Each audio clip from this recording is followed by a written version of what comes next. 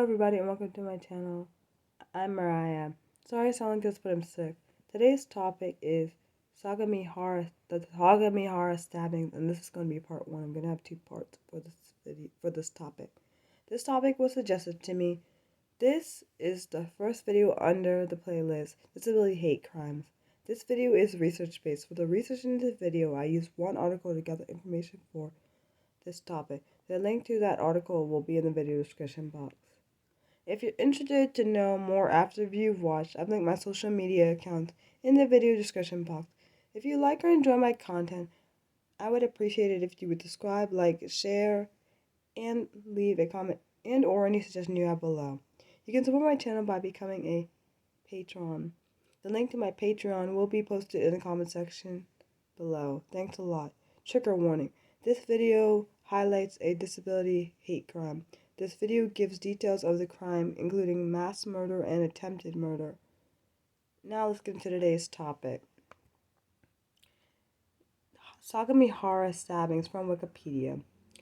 The Sagamihara Stabbings were committed on July 26, 2016 in Japan.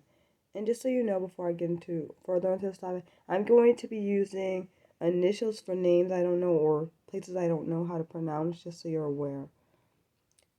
19 people were killed and 26 others were injured, and 13 were severely injured at the care home for disabled people. The suspect was a 26-year-old man identified as, I'm sorry if I say this wrong, Saishi Yu is what I'm going to call him, a former employee of the care facility.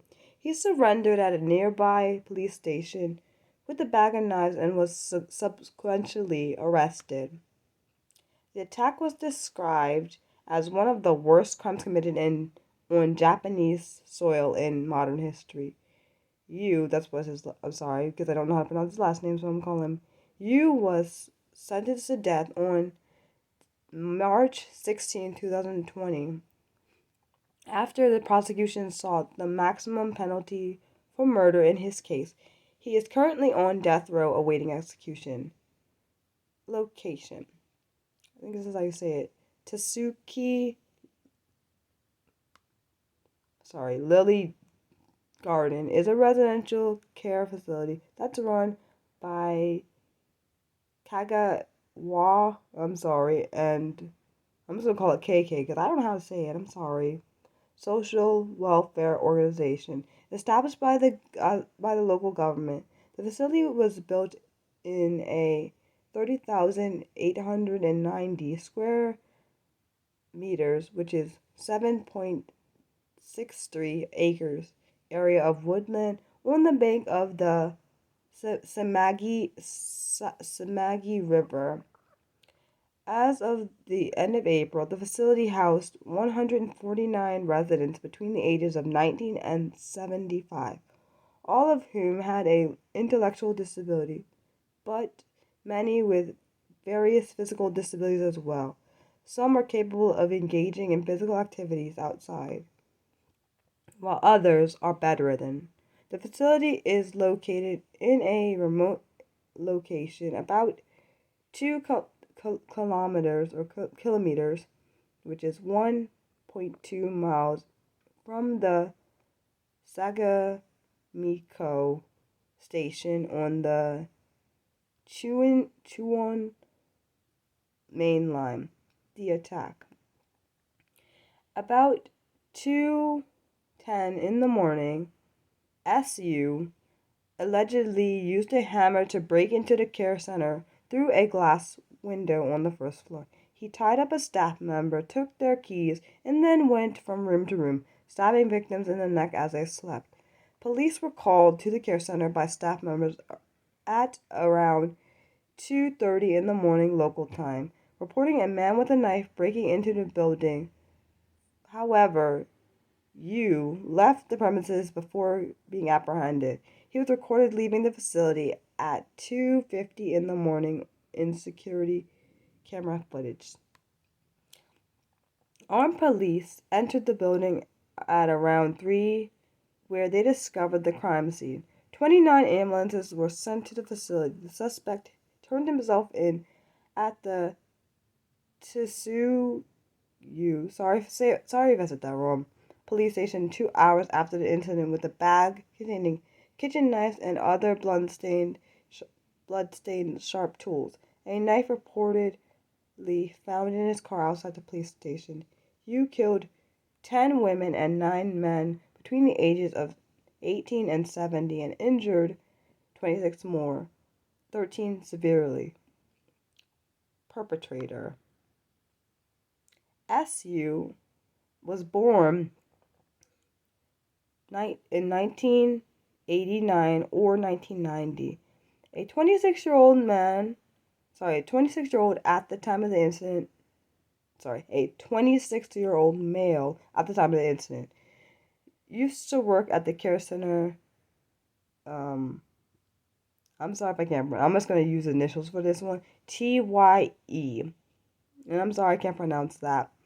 His father was an elementary school art teacher, and Yu had trained and worked as an elementary school teacher as well. He had lived in a house with his parents, but they moved away at some point, and he remained there alone. He resigned from working at the facility in February 2016, after having been employed there for over 3 years. Neighbors expressed surprise that he had allegedly committed murders. He was described as a friendly, outgoing man. However, some reported that his personality had undergone a change at some point during his employment at the facility. Letters and statements. In February 2016, Yu attempted to hand-deliver a letter to Tadamori Akama, the Speaker of the House of Representatives of Japan, at Ushima's house in Tokyo, but was prevented from doing so by security. He returned the following day, and this time left the letter with security guards. Yu's letter appealed for the legalization of ending lives of those with multiple disabilities in cases where it was requested by the guardians, and asked Akashimai assistance in delivering his message to Japanese Prime Minister Shinzo Abe. And I'm sorry if I said that wrong. In it, he wrote, "I envision a world where a person with multiple disabilities is euthanized." And I'm sorry if I said that wrong. With an agreement from the guardians, when it is difficult for the person to carry out household and social activities. He also wrote that the killings of disabled people would be for the sake of Japan and world peace, as well as to benefit the global economy and prevent World War III. After signing his name, the letter proceeded to detail an offer of targeting two facilities housing disabled people, possibly a reference to the 2 residential buildings in where he later committed the crimes, and went on to appeal for certain conditions in exchange for committing the crime. In the first half of his message, Yu said that he would kill 460 people. However, in the second half, the number he gave was 260.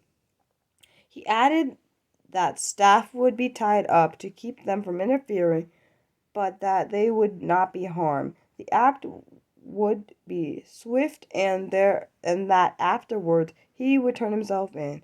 At the end of the further half of the letter, he signed his name again, this time with his address, phone number, and the name of his employer. At some point, the letter was handed over to Tokyo police, who contacted the police in Sagamihara. During this time frame, Yu posted to his Twitter account that he expected that he might be arrested. He previously posted tweets about Japan being ravaged by radiation poisoning and AIDS. This is going to be the end of part 1. stay tuned for part 2. Thanks for watching. Love you guys. Bye.